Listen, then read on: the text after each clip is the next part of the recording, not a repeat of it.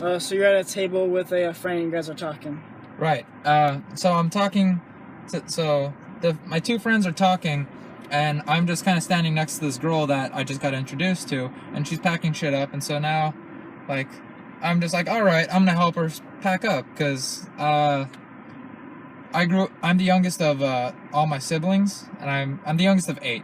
Yeah. And then I got babysit by my grandma a lot, and I'm really tall. I'm 6'4", which by my family standard needs to be addressed daily. I try every time I see you, I want to address it. What? Every time, What the?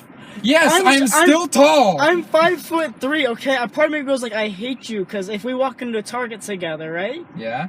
Every girl's gonna look at you as the male, the alpha male, because you're taller. You can like do more things. You have that gene. Dude, they look at me and go, "Oh, he's probably funny." No way. So you're funny and tall. You get both things. Girls want a tall, funny, whatever the third thing is. It's different for every girl. You satisfy both parts, and to most people, it's fascinating. Okay, here's the misconception, because I get this from a lot of guys. Okay. You're tall and you're funny.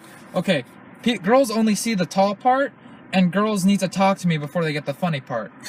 I've also been told I'm pretty smart, because I can talk. I like science and shit, so I look at stuff like that. I don't want to like go too far off, but like your level of science, does that come from school or podcast? Because for me, it came from listening to podcasts like Shane Moss. Him. It was mostly science. Like in school, I was freshman year I was in honors bio, then honors chemistry, and then physics, and then I don't think I took a science one year I can't believe I didn't take a science one year. I'm like disappointed. I'm like, I missed out on some awesome shit. But like physics is fucking awesome. Like when I heard of the thermodynamic death of the universe, it's basically it told me how the universe was going to end. Basically, stars are going to explode one by one until there's nothing left. Everything will become essentially lukewarm. Everything will become balanced.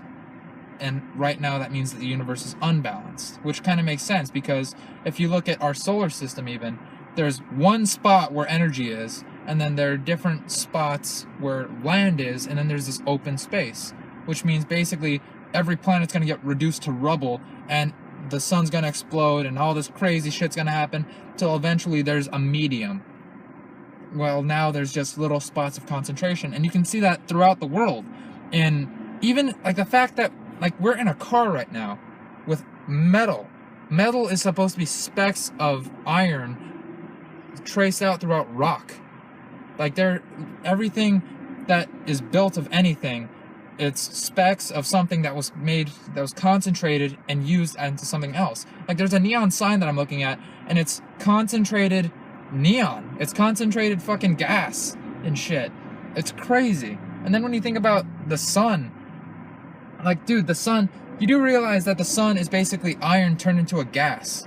Like whenever you think of a gas, like we've never seen like a highly dense atom, or highly dense atom. I don't know. I'm not a fucking scientist. We've never seen anything as dense as iron as a gas. So when we see the sun, we're just like, oh, we don't really know what it is. But when we figured it out, it's like, that's what happens when you take something like as crazy as iron and get it so hot it becomes gas. Because the only gas that we have in reference would have to be like what? Steam? Clouds? What else? What other gases are there? But like liquid is the only water is the only thing simple enough to become a gas on our planet, because we can't make anything hot enough to become a gas. Like the closest thing that we can get is like liquid metal. Liquid metal is still the trippiest fucking shit, because it's like viscous and it's hard, and then once it, like, dude, if you get liquid metal on you, you're fucked. I love science. It's awesome. I just riffed about science for a little while. No, that right there is the reason why I have this podcast. Because I was sitting in a class and I would want to learn the thing you just talked about, but nobody taught me that. here, read this dumb book. Here's the dumb words that come into my dumb mouth. Write that dumb on a piece of paper. You're now more dumb. The reason why I have this podcast is for that moment right there, where I actually learned something, and now you're like a rocket ship that just exploded, and I get to be on that journey with you. Nice. I get to learn so much. Like right now, I have so many questions, and I don't know where to start because I have no idea what any of that is. But just because your amount of passion gives me a metaphorical boner, and I feel like on top of the world right now. Dude, this is how I feel when I hear, like, I have Graham Hancock's, what is it? It's the first book he had, something of the gods. Fingerprints. Fingerprints of the Gods. Yeah. Yeah, that shit is fucking awesome. Like, because you start breaking shit down, oh wait, no, that was on a podcast when he talked about mega mammals. Mega mammals are a mammal that's heavier than, I think, 200 pounds. And they're most of them in North America are gone, which might be through. It's hypothesized that it's through an asteroid that struck the Earth, and they think an asteroid struck the Earth because there are ripples in the. I'm not smart enough to talk about this, but there's also there's a thing that happens during a nuclear bomb when it burns so hot that it creates this type of glass. This glass can also be found where asteroids hit because it hits the Earth with such force, and so the shards of this glass were found in a place where Graham Hancock and Randall Carlson hypothesized that an asteroid hit the Earth. And so, we don't have very large mammals. There are no elephants in North America, but there are traces of mammoth. There are traces of mammoth, but there are no mammoths in North America at all. No type of elephant, nothing. But what we do have is we have the best fucking plant eater. We have a deer. If you put deer on what the fuck's it called? Australia, the kangaroos would die.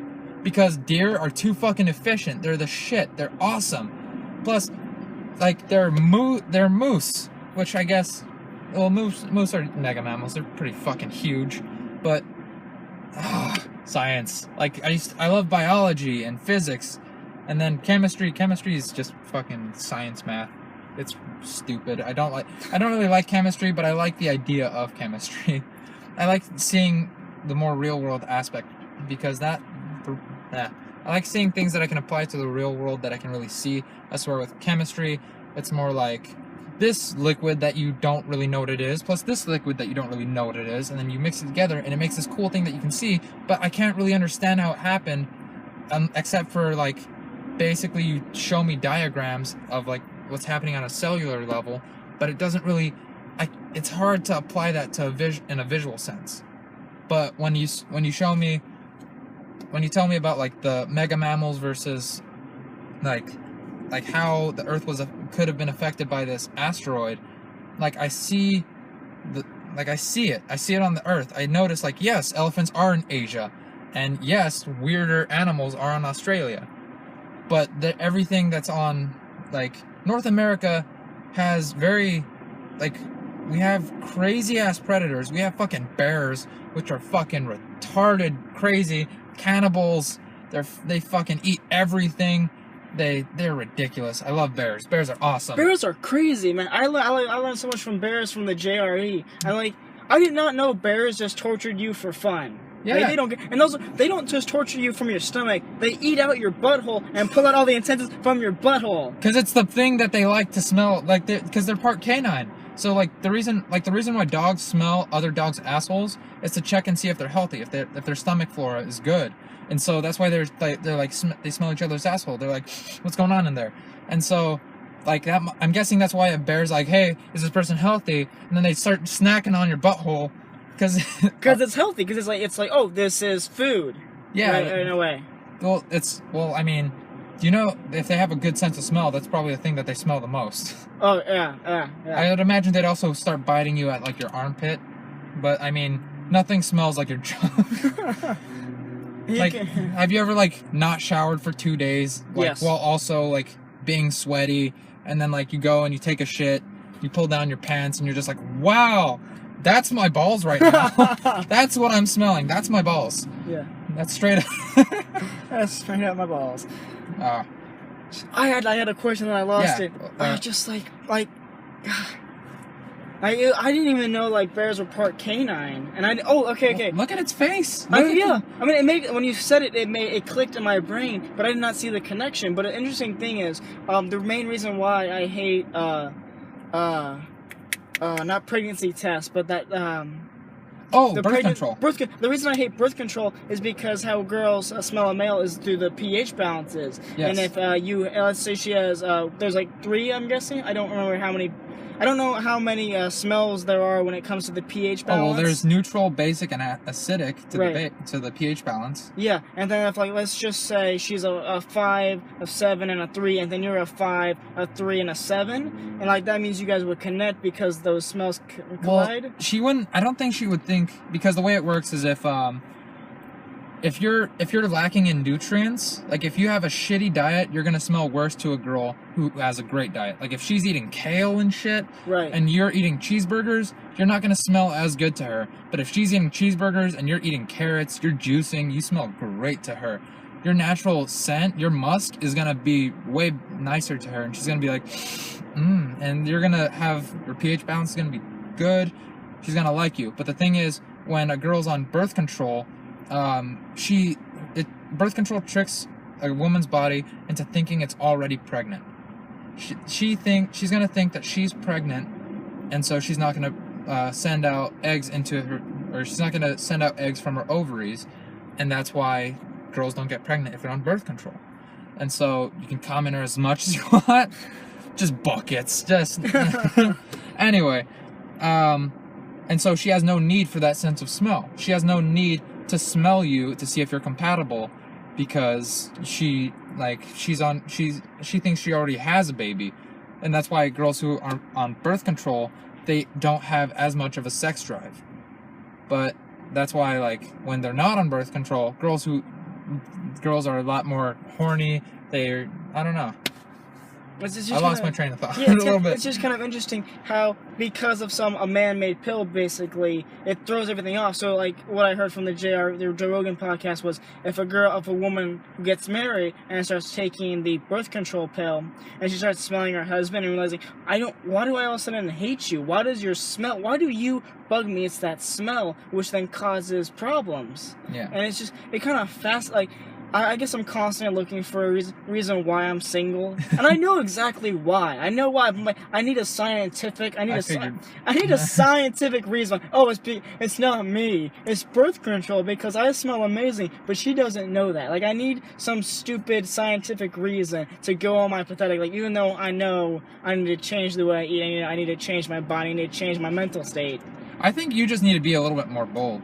Because my thing isn't that I don't think I need to be any more bold, but, like, it's just, like, I eat pretty healthy. Like, I'm borderline gluten-free. I just, like, I can't afford to not eat bread. Right. Because, like, there will be cereal in my house, and and my options are, I go and I buy some fruit and vegetables, or I can just eat what I have now. Yeah. Which is, it's cheaper to just eat the fucking cereal. Yeah. And so, which is fucking terrible because there's milk in it, and you're not supposed to eat milk. Milk has more sugar, a bunch of sugar. It has protein, but, like... A bunch of sugar, and then the soy has a bunch of sugar, so you're just combining sugar with sugar. Milk has estrogen.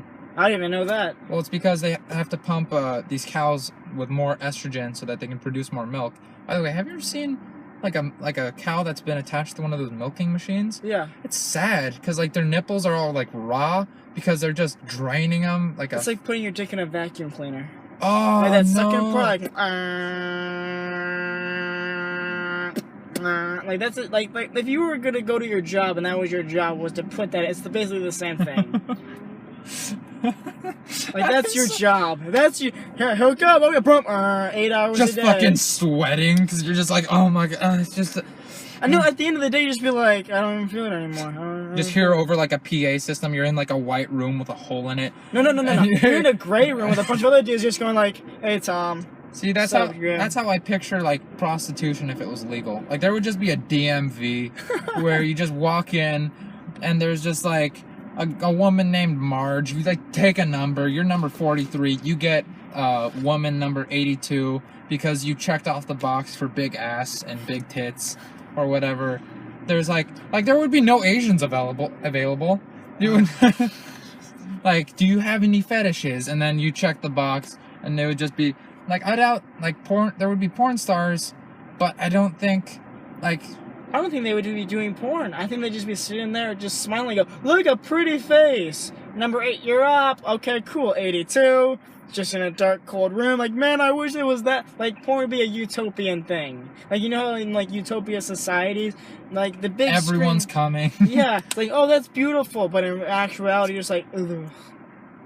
Sorry, ugh.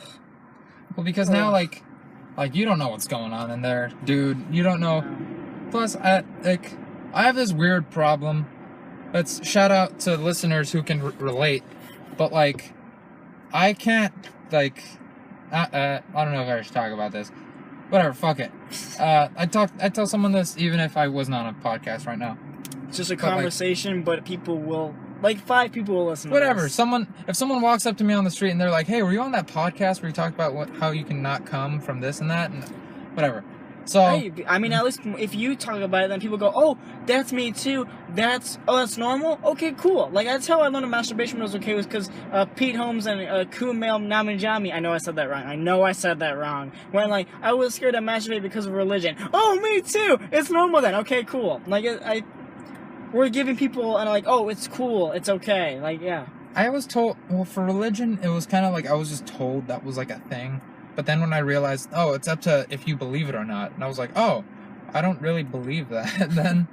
Because, like if someone told me a fact, like you're going to die, like I could say, oh, I don't believe I'm going to die. But it's not up to whether I believe it or not. I'm going to die regardless. But if someone told me where you go is up to what you believe in, and it's like, that's just fucking weird, dude. When you think about it, like, oh, you can go to nice place or bad place, but it depends on what you believe in. Like it's that subjective. Everything else is pretty like you can't debate gravity. I don't believe in gravity. It's fucking wrong. Like, you can't say that because it's like, oh, well, I guess you can fly, fucker. Like, it's a fact, but religion. The afterlife isn't a fact. It's very subjective. And this is the fucking worst thought to have at like 2 a.m. when you're trying to go to sleep, because you're just like, I don't know. I really don't know what's gonna happen if I die. And that happens to me so often. I'm afraid, like, at nighttime, and only at nighttime am I afraid to look up at the sky. I cannot look up at the sky, because if I go too far, I go freaking out, like, well, okay, so let's just say, we are a good person, and we go to heaven, and that's eternal. What do you do forever? What happens forever? Do I talk to people? Can I make people laugh? Who do I talk to God all day? How does this, is like an EDM rave? Is that how this works? And it's is eternity just like time being stopped, and then you live that moment forever? How does that work? And they're like, are there animals? Can I eat? What do you do for eternity? It's always like a bounce back and forth of like, it's either heaven or hell or there's nothing. Like, that is the scariest shit to me, because like, what do you mean there's fucking nothing? I don't even know what zero consciousness is. Like, what the fuck does no consciousness mean? Like, oh my fucking god. Like, that gives me a fucking panic attack, and I first had that thought when I was like 12. Like, the first things you come to terms with is like, everyone's going to die, that star is gonna blow, or like, first it's like that star is gonna blow up and the universe is gonna die, and it's like, well, things die, and then it's like, well, but I'm not gonna be a part of it, because by the time that happens, I'll already be dead. Everyone will already be dead. That was like that was another thing I realized when I was a little kid, is that because I am the youngest of all my siblings, and I'm the youngest person, I'm going to watch my family members die. And that's, like, they're just going to get picked off one by one. And, like, it's going to be my time to get back at them. Because, like, the second my sister's getting a hip replacement, I'm just going to start, because she's short, I'm going to start putting everything on a high up shelf. I'm going to remove all her shelves and put them up somewhere fucking high as shit. And she's going to have, like, she's going to need a walker. She's going to need one of those, like, trash grabby things where you, like, it's like the 2-prong alien hand. She's going to need to get that thing. Her phone's ringing. She's like, I'm going for it. Yeah. The crazy, like, me too, when I was 12, like, you figure all that out, and that's the first one I'm like, wait, what happens? Who goes there? What is this? What is this? And I got so scared, I went to my dad, and I don't think I asked the question in the right words, because he just said, if you didn't want to know, you shouldn't have asked me. I didn't know, I didn't want to know the answer. I was like, never asking questions again. And it's kind of interesting of how you talk about, like, you're going to see your family die. And you have a positive spin, like, oh, I'm gonna mess with my sister. For me, I'm like, what are people gonna say at my funeral? Like for me, I'm like, you're not gonna be there anyway.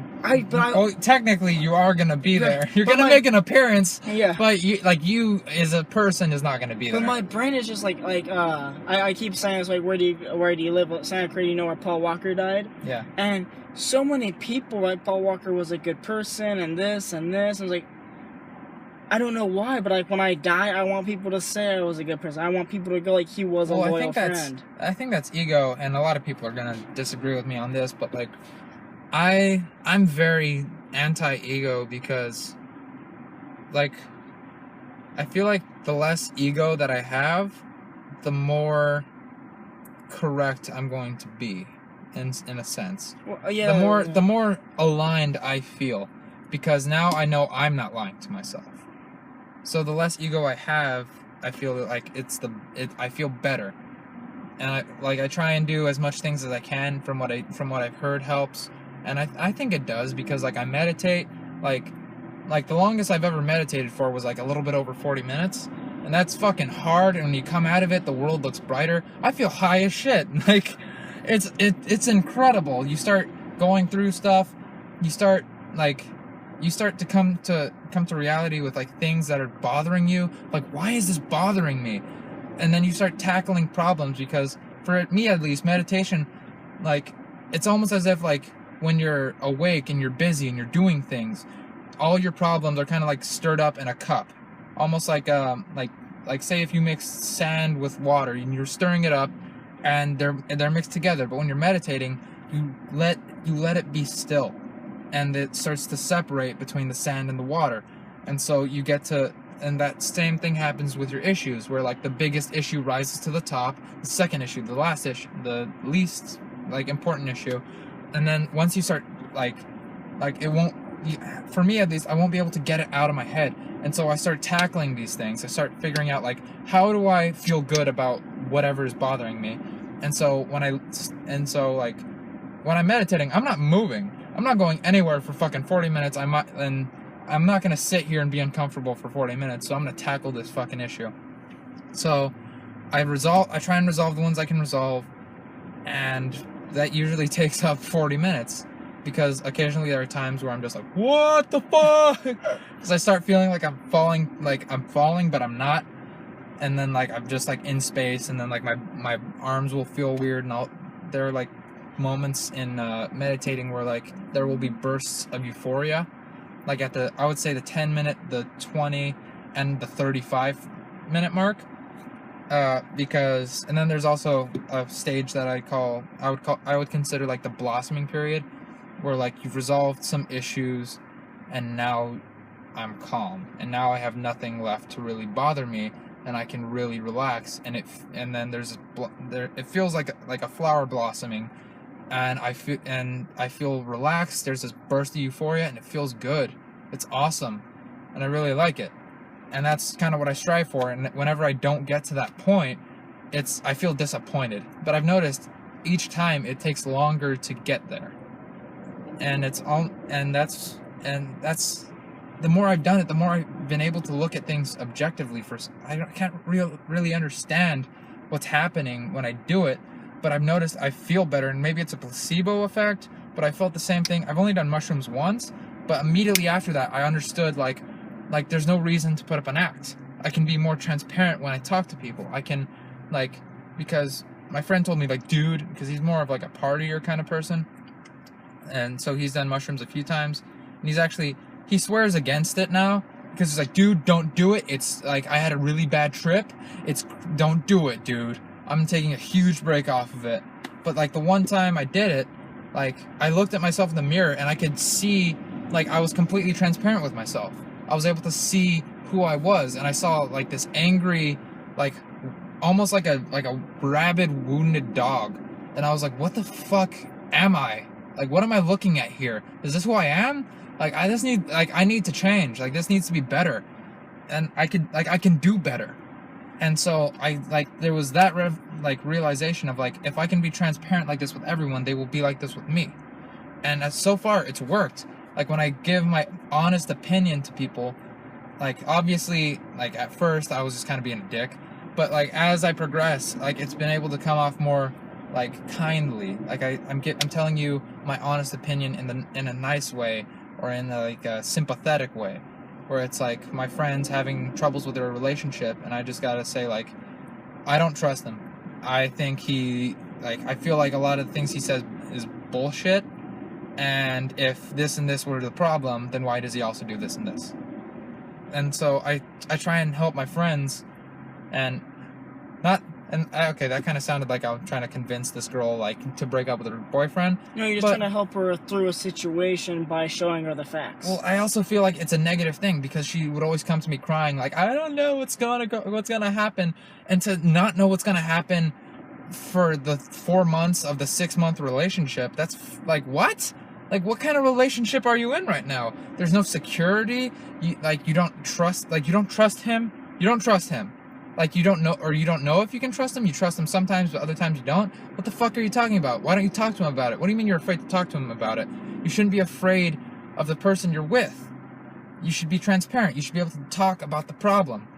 And so these are like things that I started to think about, and I came to realize after doing mushrooms, after starting to meditate, like, after starting to, like, become, like, more centered with myself. And I like that, and I try to continue to do that, because now I know that when I face a problem with myself, like, I don't understand why I'm angry at this, or I don't understand why when I'm trying this joke, why it's not working. And it's like, maybe because it's not funny. And sometimes you don't want to come to that conclusion, but you have to. Because you can't keep telling yourself that this is funny when it's not. You can't keep telling yourself what you want to hear, because you got to be real sometimes. It's the same thing that I've realized, where it's like, maybe I'm going to be alone for the rest of my life because I look like an ugly Michael Cera. Because that's an objective point of view. And that's to come back to what you were saying before. Like, if we both walk into a Target, like, they see me first because I'm taller. Yes, but then they also see you. And honestly, I don't look like much of a prize. And from my experience, girls like your look more nowadays, because attractiveness changes. And so for me, at least, I probably would have been more attractive in the 90s, as where you're more attractive nowadays. Because, like, do you keep up with any kind of trend? Any trend? Like, because you're wearing a hat right now. You're wearing a snapback. That's kind of new. Does the sticker still on it? No. But my logo is on it. That's your logo? Yeah, Taylor Shirt Co. I sell t-shirts in the back of my car. Oh, cool. Yeah.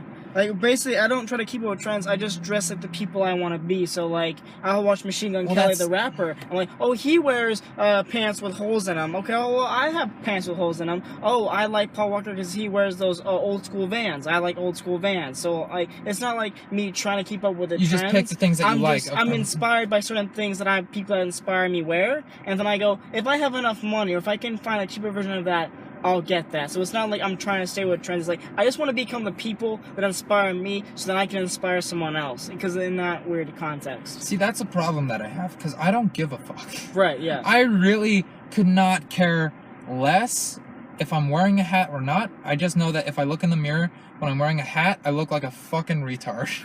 Because I have big ears, and the hat mats down my hair, and my ears pop out, and I look like a monkey. Right. To me, at least. And so when I see that, I'm just like, I'm not gonna wear a fucking hat. I look retarded. And so I don't wear a hat. And then, like, I see other clothes, and I don't really have an opinion on them, because it's like, well, I don't know what I look like. If I find something and I buy it and it looks bad, I'll know, but I don't know what's gonna look good. And I guess that's just because I don't take the time to, like, go shopping. But, like, I got better shit to do. Yeah, than to care about how I look. I definitely don't want to look gross. I don't want to look homeless.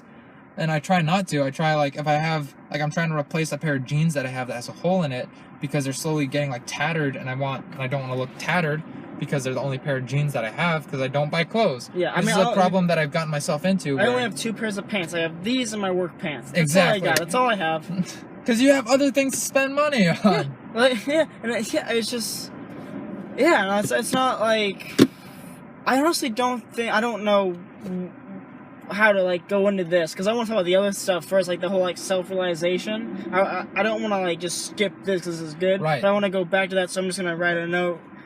Or no, let's go back to that. Let's Okay. go back. What self-realization? Okay, so